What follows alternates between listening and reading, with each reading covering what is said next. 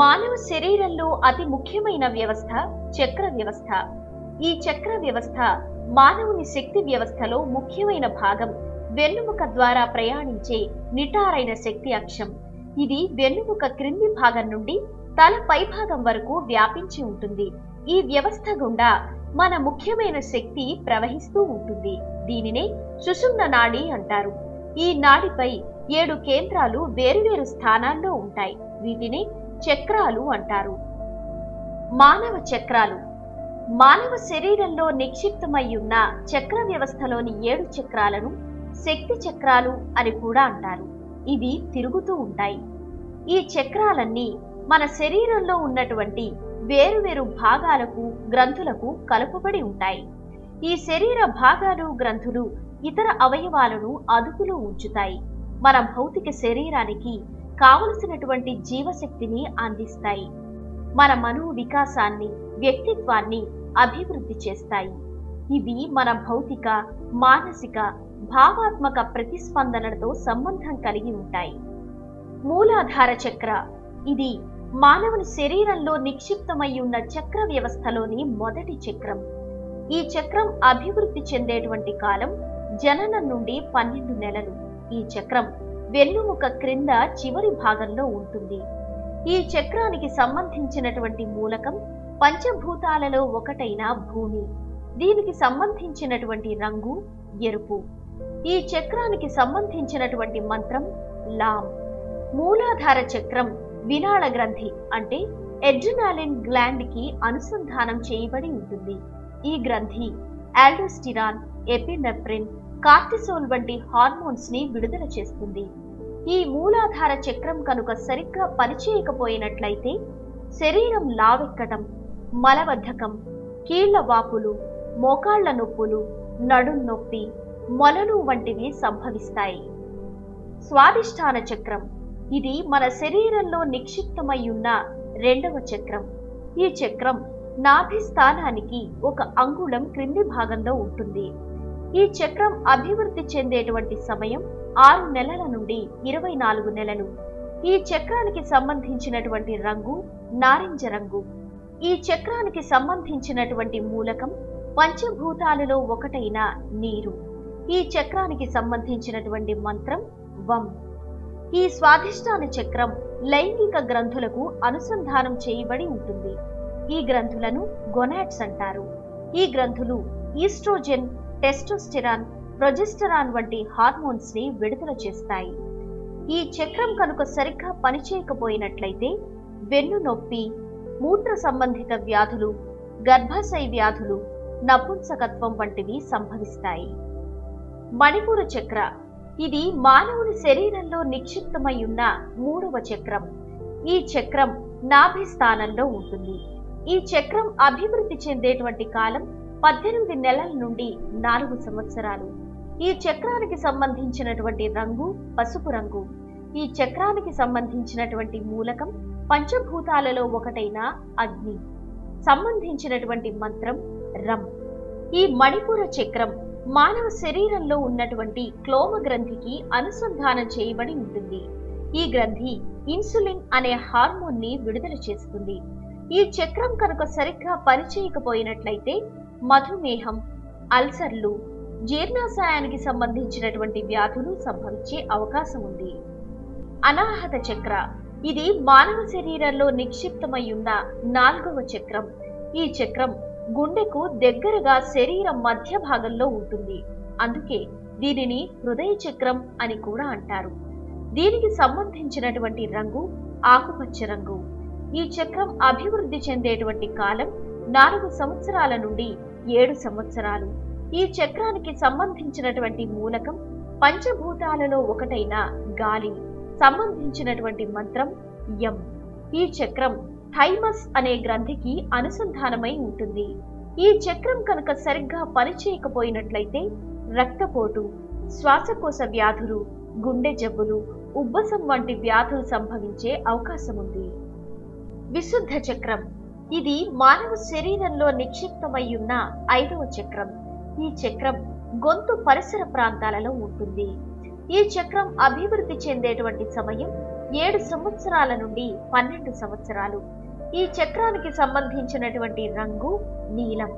చక్రానికి సంబంధించినటువంటి మూలకం పంచభూతాలలో ఒకటైన గాలిలో ఉండేటువంటి ఈథర్.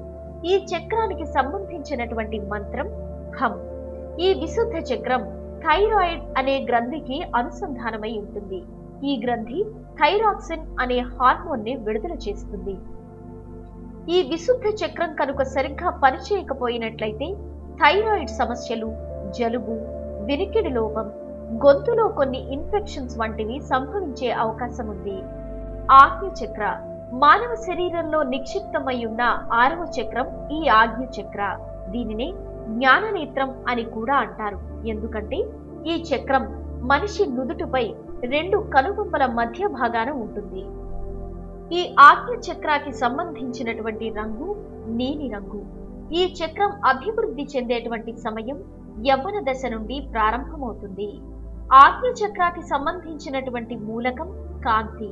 సంబంధించినటువంటి మంత్రం ఓం. ఈ చక్రం మెదడు అడుగున ఉండే పీయూష గ్రంథి అంటే పిట్యూటరీ గ్లాండ్ కి అనుసంధానమై ఉంటుంది.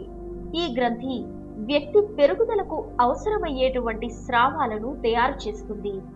ఈ చక్రం కనుక సరిగ్గా పనిచేయకపోయినట్లయితే చూపు మందగించటం, తలనొప్పి రావటం, తరచూ పీడకలలు వస్తూ ఉండటం వంటివి జరిగే అవకాశం ఉంది. సహస్రార చక్ర మానవ శరీరంలో నిక్షిప్తమై ఉన్న 7వ చక్రం మరియు చివరి చక్రం ఈ సహస్రార చక్రం. ఈ చక్రం మెదడు పైభాగాన మధ్యలో ఉంటుంది. ఈ చక్రం మెదడులో ఉండే పీనియల్ అనే గ్రంథికి అనుసంధానమై ఉంటుంది. ఈ చక్రానికి సంబంధించినటువంటి రంగు ఊదా రంగు. సంబంధించినటువంటి మంత్రం ఓం.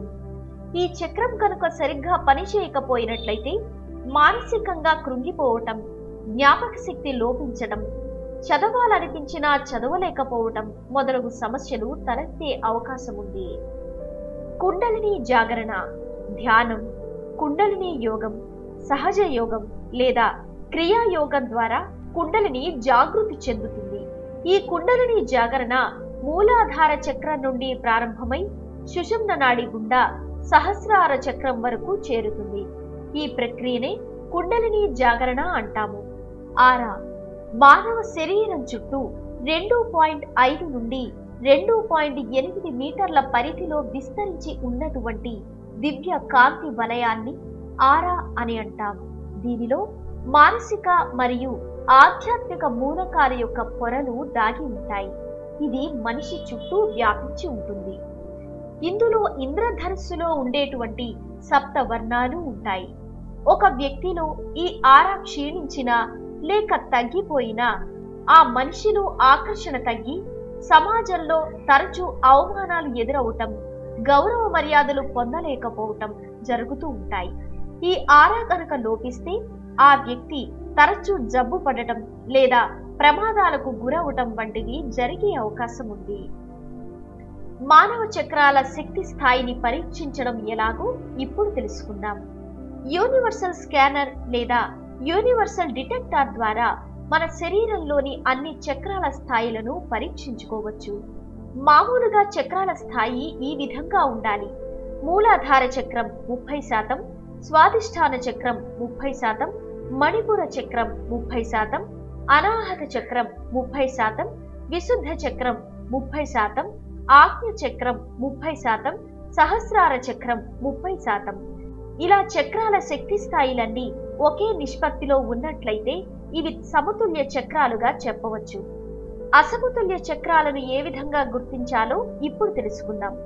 మూలాధార చక్రం 10%, స్వాదిష్టాన చక్రం 30%, మణిపుర చక్రం 30%, అనాహత చక్రం 30%, విశుద్ధ చక్రం 100%, ఆజ్ఞ చక్రం 30%, సహస్రార చక్రం 30%.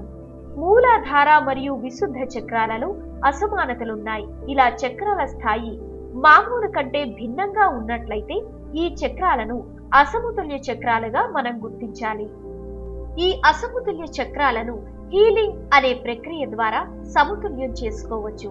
తద్వారా మానసిక మరియు శారీరకమైన ఆరోగ్య సమస్యలను, రుగ్మతలను తొలగించుకోవచ్చు. హీలింగ్ ప్రక్రియ ఏ విధంగా జరపబడుతుందో ఇప్పుడు మనం తెలుసుకుందాం. మానసిక మరియు శారీరక రుగ్మతలతో బాధపడేటువంటి వ్యక్తి, ఆ వ్యక్తిని హీల్ చేసేటువంటి హీలింగ్ నిపుణులు ఎదురెదురుగా కూర్చోవాలి. ముందుగా హీలింగ్ నిపుణులు ధ్యానం ద్వారా దివ్య శక్తిని గ్రహించి, ఆ దివ్య శక్తి ద్వారా వారిలో ఉండే హీలింగ్ పవర్ ని మరింతగా పెంచుకుని ఎదురుగా కూర్చున్న వ్యక్తికి హీలింగ్ ద్వారా ఈ శక్తి పంపడానికి సిద్ధంగా ఉంటారు. తరువాత ఈ దివ్య శక్తిని హీలింగ్ వైబ్రేషన్స్ ద్వారా ఎదుటి వ్యక్తికి పంపిస్తారు. ఈ హీలింగ్ యొక్క వైబ్రేషన్స్ ని, దివ్య శక్తిని గ్రహించడానికి ఎటువంటి కాన్సంట్రేషన్, ధ్యానం అవసరం లేదు. కానీ హీలింగ్ చేసేటువంటి హీలింగ్ నిపుణులపై నమ్మకం, ఈ హీలింగ్ ద్వారా నాలో ఉండేటువంటి మానసిక మరియు శారీరక రుగ్మతలు తొలగిపోతాయన్న నమ్మకం ఉంటే చాలు.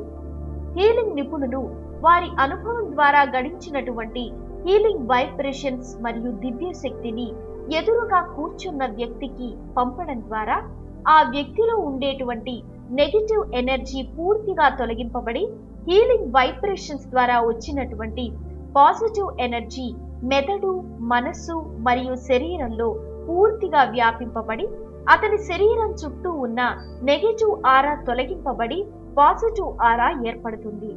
తద్వారా ఆ వ్యక్తిలో మానసిక ప్రశాంతత చోటు చేసుకోవడం, తద్వారా ఆలోచన విధానంలో మార్పు వచ్చి కుటుంబీకులతో అన్యోన్యత, భార్యాభర్తల మధ్య అనురాగం, అందరితో సత్ప్రవర్తన, ఆరోగ్య సమస్యలు క్రమేపీ తగ్గుముఖం పట్టడం వంటివి జరిగే అవకాశం ఉంది. మనిషిలో మానసిక ప్రశాంతత చేకూరడం వలన చేసే పనిలో శ్రద్ధ, అంకిత భావం ఏర్పడతాయి. తద్వారా ఉద్యోగ వ్యాపారాల్లో అభివృద్ధి దిశగా వెళ్లే అవకాశం ఉంటుంది. అయితే ఇచ్చట గమనించాల్సిన విషయం మరొకటి ఉంది. ఈ హీలింగ్ ప్రక్రియలో సంపూర్ణమైన అనుభవం ఉన్నటువంటి వారు మాత్రమే ఈ ప్రక్రియను చేయగలరు. తద్వారా